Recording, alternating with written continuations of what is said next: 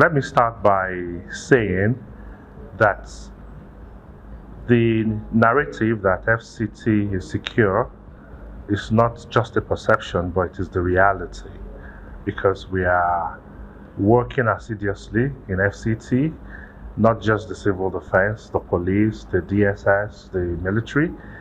We have a wonderful synergy, and all of these have been put into our operational activities to ensure that life is secured and properties, especially the critical national assets and infrastructure, are well protected. But of course, every day comes with their own challenges. As a lead agency in the protection of critical national assets, I can tell you for free that the incidence of vandalism of public assets has drastically reduced. But when we talk about something that could be likened to being relatively surprised, but not shocked. Surprised in the sense that you can see the level of criminality and non-patriotic spirit, on the part of our people. We often complain that government is not doing what they ought to do. Government is not, providing the service they promised maybe during elections and all of that. Talking about dividends of democracy. But of course, our people have a lot to be blamed for. For instance, answering your question, there was an operation sometime, within the FCT that took us about 2 to 3 months to bust a syndicate of vandals and the receivers.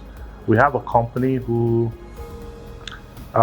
we got an intel that they specialize in receiving vandalized cables. Most of these armored cables that you see are being vandalized, being excavated, being cut and carted away. A lot of them are very, very expensive, and we have some individuals in this country in connivance with some foreigners who receives these cables. So it took us about 3 months. We had to go on the ground, sent my men on covert operation to the company, and were able to bust them. And to our surprise, when we got to the company, as at the time we carried out the operation, we arrested about 3 trailer loads of compressed armored cable. That tells you that it is a very pathetic situation. And does that mean government is not working? No, government is working. But here are some individuals who specializes in I think sponsoring people to vandalize these cables. At the end of the day, they buy them off them and compress it. And from the findings we got, they sometimes export them out of the country for whatever use. They end up melting them, and to a larger extent, the value of the items that we were able to recover runs into hundreds of millions of naira. So I could say that was very shocking, because I wouldn't expect people to be that mean, mean to the country, mean to themselves, because for me, I feel public utilities is a collective wealth. We own them, and while we are complaining, government is not trying, while the security agencies are trying their best to ensure that whatever is being provided are protected. Some people are just there as economic saboteurs to ensure that they scuttle every effort of government and to discredit, the performance of government.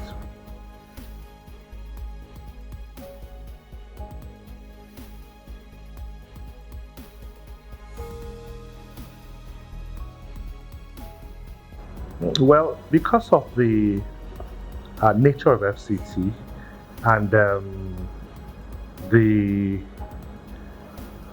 ability of the FCT minister to turn things around. You could tell that, for somebody who hasn't been to Abuja in the last 3 to 4 years, might get lost coming to Abuja. So what I'm trying to say is that we have a lot of infrastructure all over FCT, and it's a continuous thing. The FCT minister is not called Mr. Project for a reason, for no reason rather. It's because of the activities, the development, the infrastructural, upgrade of the FCT, which is almost impacting in every area, every corridor of FCT. So our job is to ensure that everywhere is protected. We run a 24 hours patrol, by my Department of Critical National Asset and Infrastructure Protection.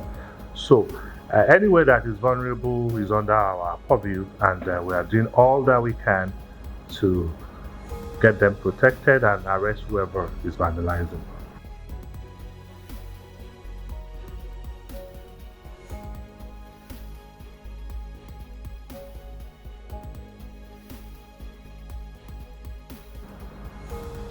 Well, for me, I believe that if we are able to solve the problem of this scrap market, we will have solved about 70% of the problem and challenges of vandalism. I don't believe that without stricter regulations, for the operators of the Panteka markets, the problem can be solved. And that is what led me to proposing to the Honorable Minister of FCT during one of our Security Council meetings back, sometime last year, that there is need for regulation of Panteka market. And this is owing to the fact that many of the vandals that we've arrested, in the course of our investigation, we are able to trace most of the items vandalized, whether cable, whether manhole covers, and all sorts of items that have been vandalized in FCT. We're able to trace them to the Panteka market.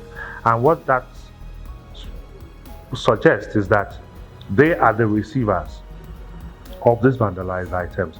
And again, by my calculation, it goes to show that these vandals know that, they have where they can actually sell these things. Whenever they need quick money, they have a ready market where they can actually just take these items to and get this money to fund their nefarious lifestyle. So, but again, I'm happy that the minister, keyed into that and gave a matching order for the security agencies to regulate the market, which we did last year. And every heads of, then we had to profile all the markets, within the FCT, invited all their heads and gave them, stricter regulations for them to know that eyes are on them. And we gave them some rules and regulations to follow, and that any of the market that we discover any vandalized government property, such markets will be closed. And since that happens, I think we've seen a lot of improvement, in the activities, surrounding the public utilities and those assets of governments that are usually being vandalized. And of course, the Babambola as well were banned, from the city center and restricted to those dump sites where they can feast on whatever they want to do. So there is need for government regulation. There is need for stricter penalties, especially when the vandals are taken to court. The penalties we get are oftentimes, discouraging, especially for those of us doing this security business.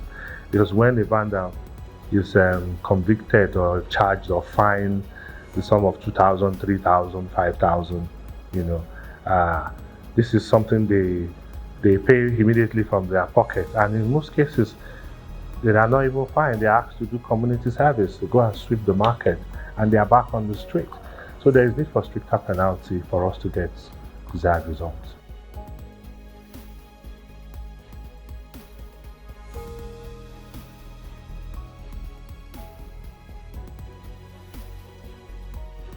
Well, we've actually had to bust a lot of traffickers' activities within FCT. I mean, we have one or two cases that are still even fresh in our memories. But of course, we must understand the fact that Abuja, is a cosmopolitan, city, and of course, we're bordered by about 4 different states, which is Kogi, Niger, Nasarawa, and Kaduna State. So because of the proximity of all of the states into FCT, it has really affected the influx of people into FCT. And of course, Federal Capital Territory, everybody is taking ownership of it. It's our federal capital, and everybody believes that moving to FCT, is like, seeking greener pastures. And of course, some people, I'm sure, have also used this narrative to deceive a lot of people, promising them gold mine in FCT. Oh, when you get to Abuja, you see money on the streets of Abuja, blah, blah, blah, or there's ready job that you can have, and all of that. So, but of course, I also have information also about, cases where people are lured for different reasons. Some are lured into Abuja to be taken out of, the state to other places. Some are taken from here as maybe a center point to maybe combat them and thereafter taking them out of the country. So, but of course, I wouldn't agree to the fact that FCT is becoming, the den of traffickers. In every clime, we have the good, the bad, and the ugly. So there is no state or country of the world where you don't have criminal activities going. But of course, issue of traffickers, because we have, anti-human trafficking units here, we are, always on top of our game, working with our intelligence units. We get intel and we move. We have busted a series of trafficking activities at different, motor parks within the FCT. And of recent, we even rescued some 3 kids from one woman supposedly hibernating in an uncompleted building. These kids are very small and they are with this woman, even though the woman claimed that they are kids. But the situation around that activity is still being investigated, and we're working in consonance with NAPTIP and other social welfare organizations. So whenever we bust those syndicates or we rescue anyone,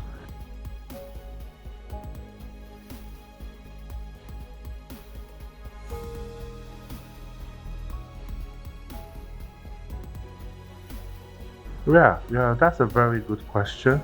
Beyond economic sabotage, there are a lot of criminal activities that are associated with illegal mining. One, the illegal miners, a majority of them that we have arrested within the FCT, by the time we profile them, we discover that many of them are not indigenes of FCT. They don't belong here. They are either brought from Zamfara or from all these other northeastern states where illegal mining activities is rife, where the issues of banditry is on the rise. So that on its own poses a very serious threat to the peace and tranquility of FCT. And on many occasions we've had to arrest, a number of them. Once we get our intel, we swoop on them, and by the time we're profiling them, they are people of questionable character, and thank God we're working with other security agencies.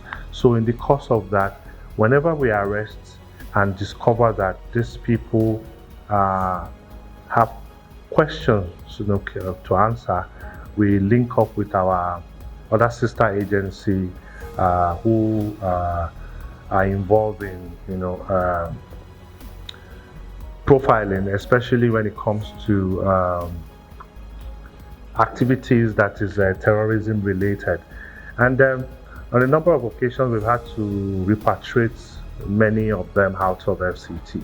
So that's a concern, especially at this period when kidnapping is on the rise, banditry is on the rise, the issue of farmer-vendors clashes, is on the rise. So we're trying to avoid a situation where FCT will be a breeding ground for bandits who comes, in the disguise of being illegal miners. So this poses a very serious danger, and that is why we are always, on top of our game and ensuring that most of the mining sites, are combed to be sure that we don't have anyone who will infiltrate FCT in the name of mining, whereas they are bandits and all of that.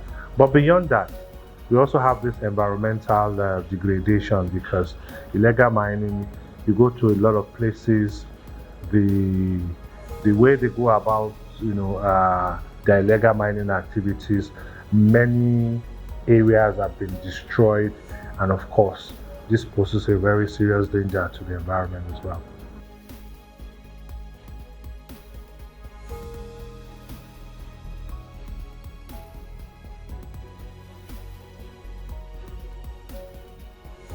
Well, for us, getting credible intelligence is not an issue, because we are well trained, and we have men who specializes, in covert operation. Of course, you don't expect us to divulge all of this information or how we get our intelligence, on air.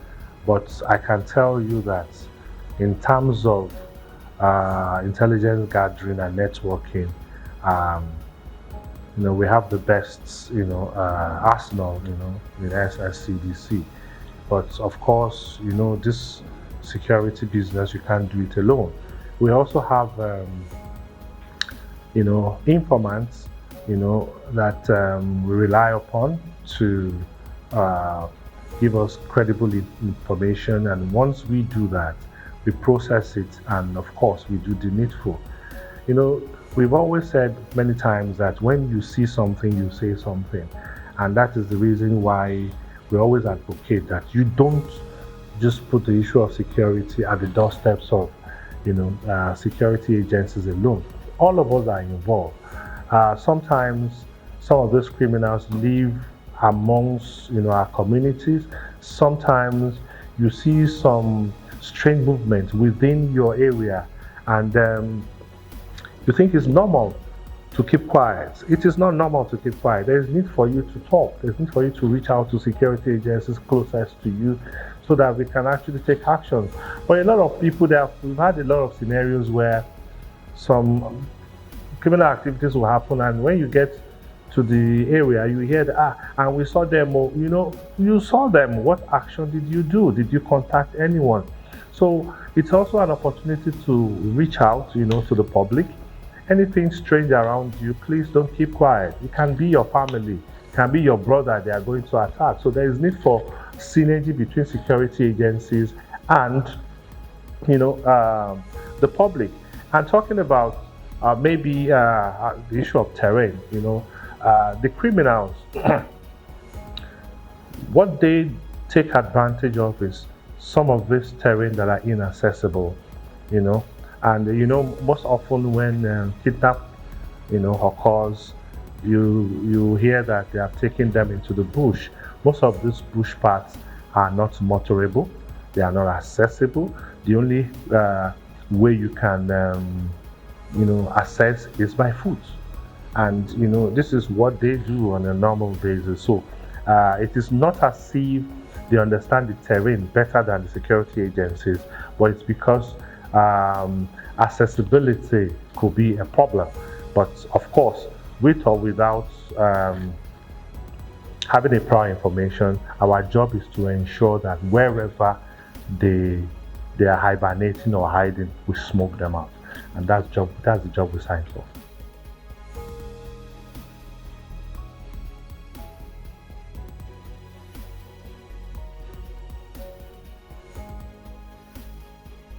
Well, we don't have challenges carrying out our operation, but of course, security business, security operation comes with its own challenges. I've had series of cases where my men will go out for operations, they come back with blood all over their body, because they are attacked. And that is why we always advocate that security personnel their welfare should be properly taken care of, because we put our life on the line, to protect, Nigerians. You go out there, we've lost some of our men in the course of operation, but that alone will not deter us, from, forging ahead and ensuring that, criminal activities should be brought, to the barest minimum.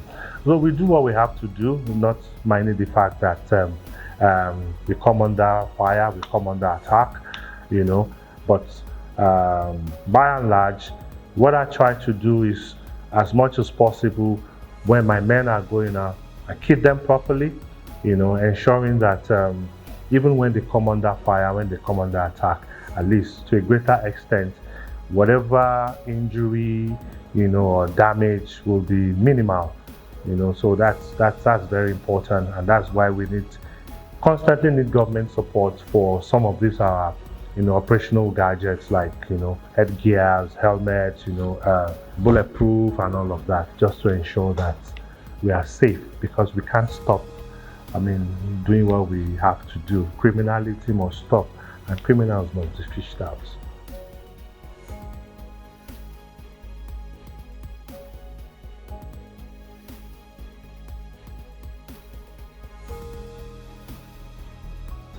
Well, I think that for me could be an old narrative, because as far as my jurisdiction FCT is concerned, we are very visible, we are proactive, we are everywhere, protecting lives and property in collaboration with other security agencies. So the mandate of NSCDC is very clear. We are the lead agency in the protection of critical national assets and infrastructure. And of course, that is why you see that the activities of vandals in the FCT have reduced to the barest minimum. And when it comes to protection of life and property, we are involved in joint task force operations alongside other security agencies, combing the FCT, patrolling day and night, and ensuring that Abuja residents can sleep with their two eyes closed. Remember, this is the seat of power, and of course, we have to do everything it takes to secure FCT, and that is why I, as a security chief in the FCT, can beat my chest to say that compared to other states in the Federation, FCT is relatively safe, and we are sustaining that with all the energy we have. So, underestimation of the organization, for me, it's just maybe a figment of some people's imagination.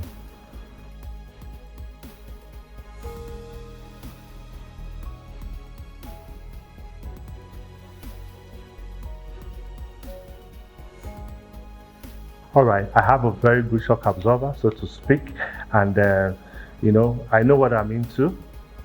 Security is not for the feeble-minded, so you have to give it all it takes.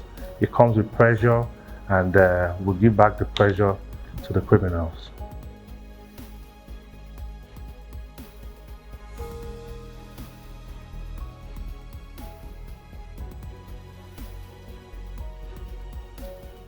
monitoring my boys who are on the field, who are on patrol, and getting steady reports from them.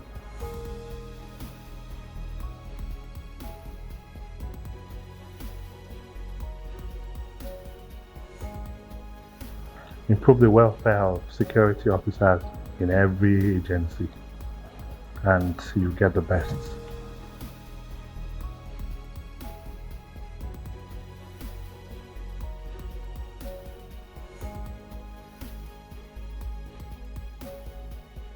Abuja residents should join hands with security agencies, with security operatives to serve them better. Security is not for security personnel alone. Like I said, when you see strange movement within your environment, please alert us. When you see strange items within your area, please let us know. Credible information is very key to any security operation, and this is very fundamental. So we need your support, we need your cooperation. When you see something, say something, and we will do something.